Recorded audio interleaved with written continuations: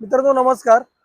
आज युनिव्हर्सिटी रोडला एक काम होतं, त्या कामानिमित्ताने आलो होतो आणि मागील काही वर्षापूर्वी पण जेव्हा नवीन जुना ब्रिज होता तो तोडण्यात आला होता कोरोनाच्या काळामध्ये, तर त्यावेळेस ब्रिजवरनं मी गेलो होतो आणि काही वर्ष मी जायचो पण, तर त्या ब्रिजची क्वालिटी खूप चांगली होती आणि आता हा ब्रिज परत नवीन बांधण्यात आला। तर या ब्रिजला बघितल्यानंतर असं वाटतही नाही की हा ब्रिज नवीन आहे।